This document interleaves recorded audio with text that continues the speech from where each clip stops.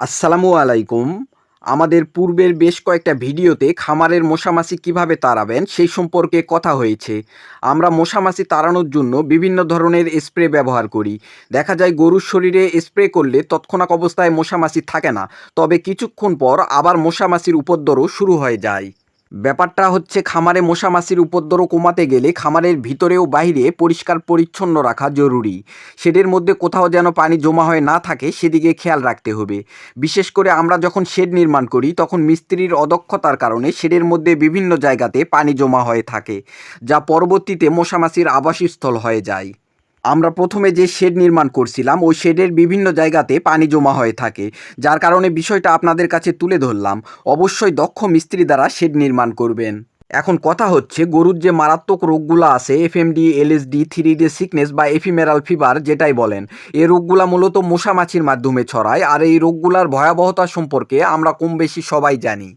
তো যাই হোক, সকালবেলা আমাদের প্রথম কাজই থাকে গরুর খাবার পাত্রগুলা পরিষ্কার করা, পাশাপাশি গরু ধুয়ে দেওয়া সহ শেড পরিষ্কার করা।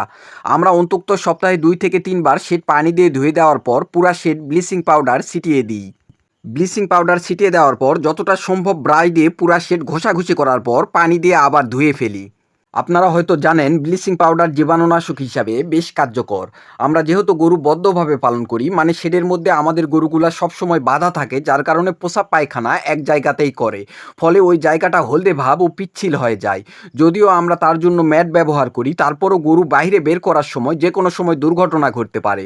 সেজন্য আমরা ব্লিচিং পাউডার দিয়ে ভালোভাবে ঘষে পরিষ্কার করি। আর এই জীবাণুনাশক পাউডার ব্যবহার করার কারণে আপনার খামারে মশামাছির উপদ্রব অনেকটাই কমে যাবে। মশামাছির উপদ্রব কমে গেলে এফএমডি, এলএসডি কিংবা 3ডে সিকনেস এই ধরনের রোগের হাত থেকে আপনার খামারের গরুগুলা রক্ষা পাবে। এখন কথা হচ্ছে, এই পাউডারের দাম কত বা একবার শেড পরিষ্কার করতে গেলে কতটুকু লাগবে? 1 কেজি পাউডারের দাম 80 থেকে 90 টাকার মতো নিতে পারে। আমাদের একবার শেড পরিষ্কার করতে গেলে 150 থেকে 200 গ্রামের মতো পাউডার লাগে। খরচের কথা চিন্তা করলে একবার শেড পরিষ্কার করতে গেলে আমাদের মোট 16 টাকার মতো খরচ হয়। দোয়া করবেন এরকম উপযুক্ত তথ্য দিয়ে আপনাদের যেন আরও উপকারে আসতে পারি।